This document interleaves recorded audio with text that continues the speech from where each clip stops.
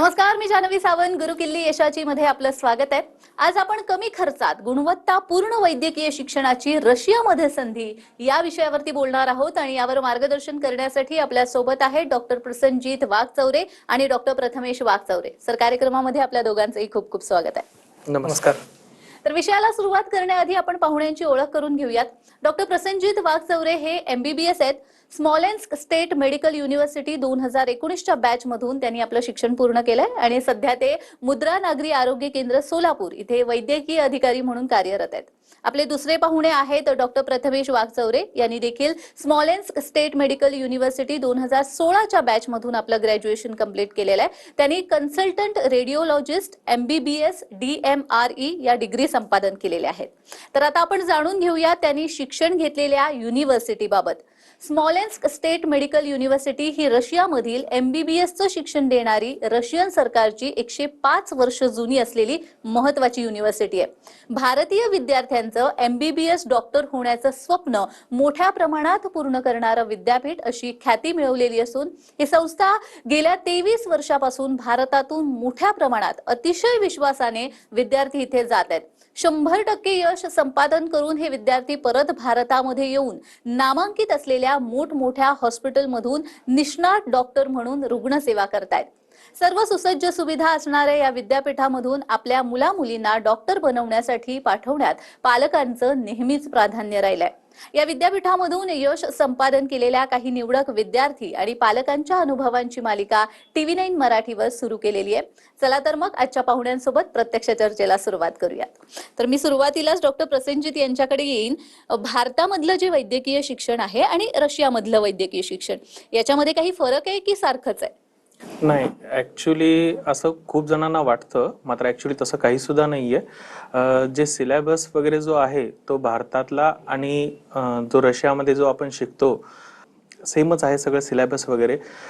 विशेषतः म्हणलं तर मला जो डिफरन्स जाणवला तो म्हणजे की आपल्या इकडे भारतामध्ये मोस्टली एका क्लासमध्ये जवळपास 100च्या आसपास मुले असतात. पण ज्यावेळेस मी तिकडे शिकायला होतो त्यावेळेस एका बॅचमध्ये किंवा एका क्लासमध्ये हे 15 ते 20च मुलं असायचे. त्यामुळं तिथले जे प्रोफेसर्स किंवा डॉक्टर जे आम्हाला शिकवायला असायचे ते आमच्याकडे त्यांचं लक्ष असायचं एकदम. नावानिशा आमचं त्यांना नावे माहिती असायचे, त्यामुळे ते पर्सनली ते व्यवस्थित सांगायचे ते आम्हाला व्यवस्थित वगैरे. दुसरं म्हणलं तर तिथं जे शिक्षण आहे ते पूर्णपणे इंग्लिश माध्यमातून होतं. त्यामुळे असं कधी वाटलंच नाही की तिकडचं सिलेबस आणि इकडचं सिलेबस मध्ये काही डिफरन्स असेल. वरून तिकडून जेव्हा डिग्री घेऊन मी इकडे आलो त्यावेळेस मला असं कधी जाणवलंच नाही की तिकडच्या शिक्षण आणि इकडच्या शिक्षणामध्ये काही फरक आहे. त्याचबरोबर मुलं हे खूप कमी असायचे, 15 ते 20 एका क्लासमध्ये असल्यामुळे तिथले टीचर्सना आमच्यावरती पूर्णपणे लक्ष ठेवता येत असायचं. एखादा क्लास मिस झाला तर ते एक्स्ट्रा क्लासही घ्यायचे. आमचे टीचर्स खूप सपोर्टिव्ह असायचे ऍक्च्युली आमच्यासाठी.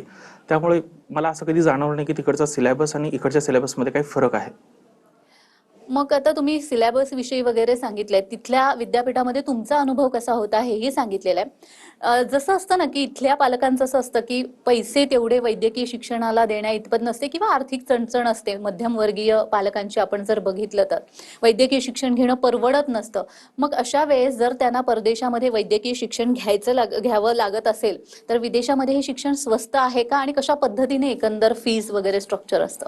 बघा, बेसिकली मी मिडल क्लासमधूनच बिलॉंग करत होतो. तर ज्यावेळेस माझं शिक्षण चालू होतं किंवा मी ज्यावेळेस ऍडमिशन घेतलं होतं त्यावेळेस माझा भाऊ जो होता, मोठा भाऊ, तो सुद्धा तिथेच शिक्षण घेत होता. तर ॲट अ टाइम दोघांची फी पे करणं हे पॉसिबलच नसायचं माझ्या पॅरेंट्ससाठी वगैरे. पण त्यांनी मी एज्युकेशन लोन वगैरे घेतलं आणि एज्युकेशन लोन हे मला खूप इझिली ॲक्सेसिबल झालं. कारण जी स्मॉलेस्ट स्टेट मेडिकल युनिव्हर्सिटी जी आहे ही रशियाची गव्हर्नमेंटची मेडिकल युनिव्हर्सिटी आहे आणि ती 100 वर्ष जुनी आहे. त्यामुळे मला एज्युकेशन लोन घेण्यासाठी पण काही असा इश्यू वगैरे आलेला नव्हता. तो इझिलीबल मला एज्युकेशन लोन वगैरे भेटलं. आणि दुसरं म्हटलं तर मी ज्यावेळेस भारतामध्ये प्रायव्हेट कॉलेजेसमध्ये ॲडमिशन घ्यायचा प्रयत्न केला होता त्यावेळेस डोनेशन वगैरे खूप अशा मोठ्या गोष्टी असायच्या. तर त्यामुळे या गोष्टी मला अनुभव येत होता त्याचा. मग त्यापेक्षा रशियामध्ये स्मॉलेस्ट स्टेट मेडिकल युनिव्हर्सिटी जी अशी होती, फीच्या मानाने खूप रिझनेबल पण होती आणि रशियन गव्हर्नमेंटची पण होती. त्यामुळे मग मी त्याला प्राधान्य दिलं होतं. अगदी स्मॉलेन्स युनिव्हर्सिटीबद्दल तुम्ही आता जे सांगितलेलं आहे, स्मॉलेन्स युनिव्हर्सिटीचे जे चान्सलर आहेत R.S. कोझलव यांची प्रतिक्रिया आपल्यापर्यंत आलेली आहे, पाहूयात. Ladies and gentlemen, Smolensk State Medical University would like to welcome you as our potential students in beautiful city of Smolensk, Russian Federation. Smolensk State Medical University has been founded on 4th of April 1920 and currently is one of the leading medical universities in Russia, celebrating quite a substantial achievements during the last years. We are delighted to announce that historically we are also one of the largest universities accepting Indian students for a GP faculty. Our exclusive partner in India, the only partner, is Cosmos Education Consultant. We are very proud of our graduates, and also we would like to announce that historically we've been creating the most possible conditions for our students to develop not only their educational but also scientific, arts and sports issues. We have students hostels specifically devoted to the needs of our Indian students. We have highly qualified teachers who are providing all 6 years education in English. After the successful graduations, we are providing you not only a degree but also a license for your further studies. Smolensk State Medical University is very proud that currently we have more than 2,000 Indian students. Out of them, more than 50% are actually women. This is the highest number amongst all medical universities in Russian Federation. We are also very proud that our graduates, when they are coming back to India, are passing very successfully with a very high percentage screening test to allow them to work in India and also abroad. Smolensk is a beautiful city, creating the very excellent environment for all nationalities to be present in our beautiful country. Historically, India and Russia has been partners, and we also delighted to develop this partnership in the future. Smolensk State Medical University would like to welcome you as a potential students. See you soon in Smolensk, and thank you. तर नुकतीच आपण जे chancellor आहे स्मॉलेन्स्क युनिव्हर्सिटीचे त्यांची प्रतिक्रिया आपण पाहिलेली आहे. दुसरा प्रश्न मी प्रथमेशला विचारेन. प्रथमेश, जेव्हा आपण भारतीय विद्यापीठ सोडून रशियामध्ये किंवा अन्य ठिकाणी परदेशामध्ये शिक्षण घ्यायला जातो, तेव्हा अर्थात आपण जशी चर्चा केली आहे, आर्थिक चणचण ही प्रत्येक पालकांना भेडसावत असते. मग अशा वेळी काही स्कॉलरशिपची वगैरे व्यवस्था त्या ठिकाणी आहे का आणि ती कशा पद्धतीने? हो, माझ्या माहितीनुसार आपल्या पूर्ण रशियामध्ये स्कॉलरशिप देणारी ही एकमेव संस्था आहे जी आपल्याला आपले कॉस्मॉस एज्युकेशन कन्सल्टंटचे जे डायरेक्टर आहेत डॉक्टर अलोक एरॉन, त्यांच्या माताजी आणि पिताजी यांच्या स्मरणार्थ यांनी स्कॉलरशिप दिलेली आहे. ही स्कॉलरशिप जी आहे ती विद्यार्थ्यांची जी त्या वर्षाची जी फी आहे ती कम्प्लिटली त्यांची फी माफ केली जाते. त्यामुळे ही स्कॉलरशिप नक्कीच दिली जाते आणि त्यामुळे ना पॅरेंट्सला आर्थिकदृष्ट्या खूप मदत होऊन जाते. त्यामुळे अगदीच डॉक्टर आलोक एरॉन यांचा तुम्ही उल्लेख केलेला आहे, तर डॉक्टर आलोक एरॉन यांची प्रतिक्रिया देखील आपल्यापर्यंत आलेली आहे, पाहूयात. Dear Indian students and parents, a warm namaste from the Smolensk State Medical University, Smolensk, Russia. My name is Dr. Alok Eran. I'm the foreign advisor to the Chancellor of the Smolensk State Medical University, and I'm looking after the admission cell for the foreign students who are going to study in English medium. For this purpose, we have created Cosmos Educational Consultants in India. मैं आपके साथ हिंदी में बात करना चाहूँगा.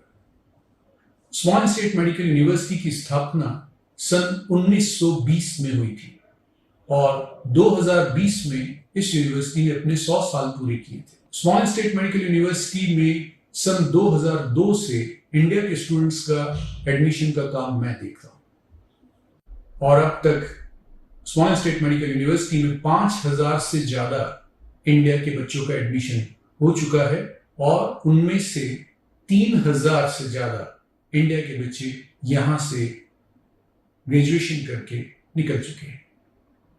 हमारे Indian graduates दुनिया के करीब करीब सभी देशों में हमारा नाम ऊंचा कर रहे हैं, और वो इंडिया के ग्रेजुएट्स जो यहां से इंडिया वापस जा रहे हैं, उन्होंने भी हमारा सर गर्व से ऊपर किया है, क्योंकि इंडिया के स्क्रीनिंग टेस्ट में हमारे ग्रेजुएट्स 93% का पासिंग परसेंटेज दे रहे हैं फर्स्ट अटेम्प्ट में।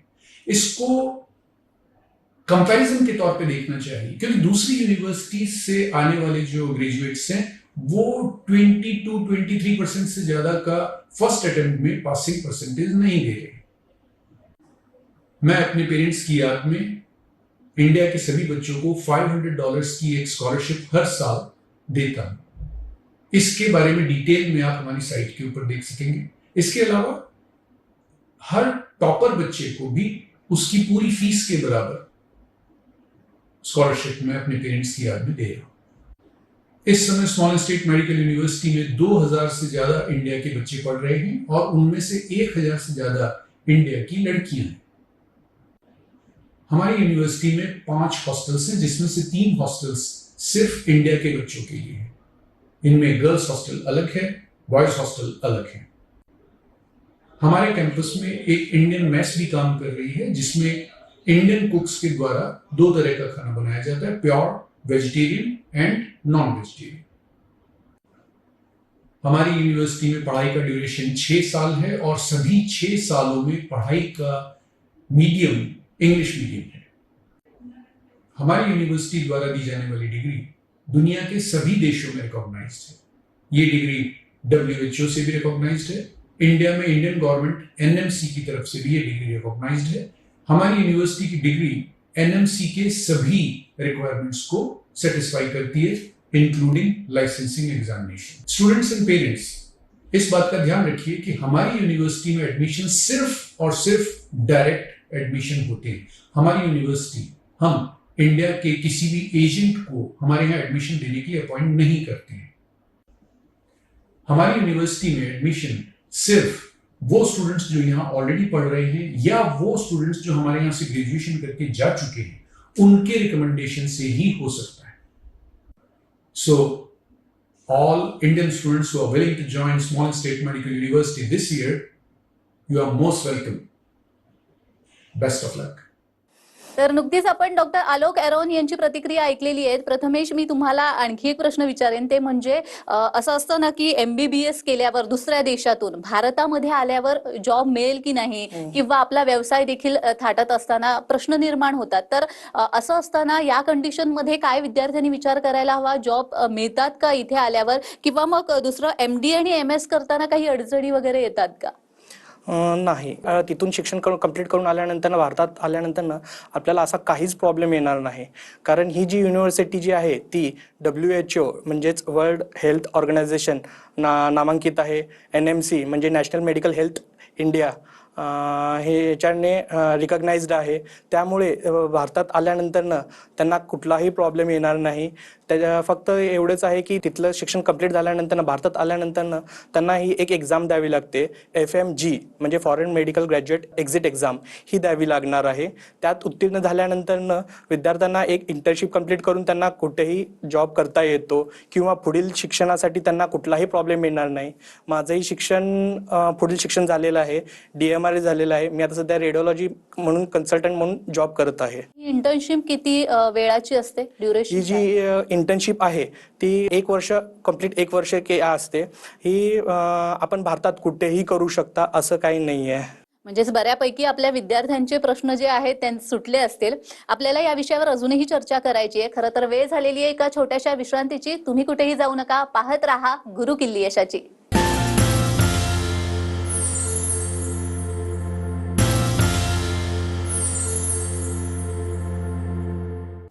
विश्रांतीनंतर सर्वांचं पुन्हा एकदा स्वागत आहे. आपण चर्चा करतोय आज कमी खर्चामध्ये गुणवत्तापूर्ण वैद्यकीय शिक्षणाची रशियामध्ये असलेली संधी या विषयावरती. आणि आपल्या सोबत आहे डॉक्टर प्रसेनजित वाघचौरे आणि सोबतच डॉक्टर प्रथमेश वाघचौरे. प्रथमेश, मी तुमच्याकडे येईन. जेव्हा आपण एखाद्या दुसऱ्या देशामध्ये जातो तेव्हा पालकांना अर्थात एक चिंता असते, ती म्हणजे सिक्युरिटी, सुरक्षा, आणि दुसरी म्हणजे आपलं जे पाल्य गेलेलं आहे त्या ठिकाणी त्याची खाण्यापिण्याची व्यवस्था कशी असेल, राहण्या जेवण्याची व्यवस्था कशी असेल या विषयात चिंता असते, तर त्याविषयी काय सांगा? पालकांची विद्यार्थ्यांबाबत सिक्युरिटी हा खूप मोठा प्रश्न असतो आणि त्यांच्या जेवणाची व्यवस्था हाही मोठा प्रश्न असतो. तसं तिथे आत्तापर्यंत ही सर्वात जुनी युनिव्हर्सिटी आहे, त्यामुळे आत्तापर्यंत तिथे 2000 ते 3000 विद्यार्थी तिथून पासआउट झालेले आहेत. त्यातील मोस्टली 1000च्या आसपास विद्यार्थिनी आहेत जे पासआउट झालेले आहेत. त्या मुलींसाठी खूपच सुरक्षित आहे असं आहे. तिथे CCTV कॅमेराज आहेत, 24 तास 2 गार्ड असतात, वॉर्डन असतो, जो तिथल्या विद्यार्थ्यांसाठी खूप मदत करतात. ते त्यांचे जे काही प्रश्न असतील, त्यांना काही जे गरज असेल ते त्यांना खूप मदत करतात, सपोर्ट करतात. दुसरी गोष्ट जेवणाची म्हणलात तसं जेवणासाठी ते स्वतः बनवू शकतात. त्यांना जे काही वस्तू लागतात, गरजेच्या वस्तू आहेत, ते जवळच फारच जवळ मिळतं. हॉस्पिटलच्या कॅन्टीनमध्ये पण मिळतं. जर त्यांना बनवता येत नसेल तर कॉलेजतर्फे त्यांना कॅन्टीन आहे, मेस आहे, तेही जॉईन करू शकतात आणि त्यामुळे त्यांना काहीच प्रॉब्लेम येणार नाही असं मला वाटतं. मी डॉक्टर प्रसेनजीत यांच्याकडे येईन. डॉक्टर, आपण बघतो की MBBSचं शिक्षण हे बाहेरच्या देशामध्ये घेणं हे तसं बघितलं गेलं तर आव्हानात्मक आहे सगळ्याच दृष्टिकोनातून. पण भारतामधून जवळपास किती मुलं मुली दरवर्षी हे MBBS करतात, आणि रशियामध्ये जर डॉक्टर व्हायचं असेल तर ती प्रोसिजर काय? आता सध्या ॲडमिशन घेणं एवढं सोपं झालेलं आहे. फक्त तुम्हाला मोस्टली 3 डॉक्युमेंट जरी तुमचे सफिशियंट असतील तरी होतात. पहिलं म्हणजे तुमचं 12वी तुम्ही उत्तीर्ण झालेलं असायला पाहिजे. दुसरं नीटमध्ये तुम्ही उत्तीर्ण झालेलं असायला पाहिजे. तिसरं तुमचं PCB ग्रुपिंग झालेलं असायला पाहिजे. एवढं फक्त 3 डॉक्युमेंट जरी असेल तरी तुम्ही स्मॉल स्टेट मेडिकल युनिव्हर्सिटीमध्ये तुम्ही ॲडमिशन घेऊ शकता. त्यासोबतच तिथे स्मॉल स्टेट मेडिकल युनिव्हर्सिटीचं एक सेपरेट कॉस्मोस एज्युकेशन कन्सल्टन्सी ही एक ऑथराइज्ड कन्सल्टन्सी आहे, जी तिथे ॲडमिशन करून देते, ज्याच्यामध्ये त्यांनी पूर्णपणे ॲज अ गार्डियन म्हणून आमचं पाहत असतात. ज्याच्यामध्ये त्यांनी ॲडमिशन प्रोसेसिंग जी असते, जसं की विजा लावणे, परत स्टार्टिंगला फर्स्ट इयरला एअर तिकीट करणे, परत विमानातून जे आपण उतरतो मॉस्कोला, तिथं गेल्यानंतर मॉस्को ते कॉलेज जे आहे तिथं त्यांची व्यवस्था करणे, जेवढं काही आहे ते स्मॉल स्टेट मेडिकल युनिव्हर्सिटीला ॲडमिशन घेण्यापासून तिथं आपण तुमचं जो स्टुडंट आहे जाईपर्यंत पूर्णपणे कन्सल्टन्सी हेल्प करते. आणि एवढं इझिली भेटतं की तुम्ही विश्वासही नाही करणार. जसं आपण 12वीला ॲडमिशन घेतो सेम त्याच प्रकारे आपण मेडिकलमध्ये ॲडमिशन वगैरे घेऊ शकतो कॉलेजमध्ये. त्यामुळे असं काही अवघड नाही आहे सध्या तरी. आपण बघतो की मध्यमवर्गीय पालकांचं एक स्वप्न असतं की आपल्या मुलाने किंवा मुलीने डॉक्टर व्हावं. पण जसं आपण मघासपासून बोलत आलेलो आहोत की पहिली मोठी अडचण असते ती म्हणजे आर्थिक अडचण असते, आणि दुसऱ्या अन्यथा सिक्युरिटी वगैरे या ज्या अडचणी असतात त्या.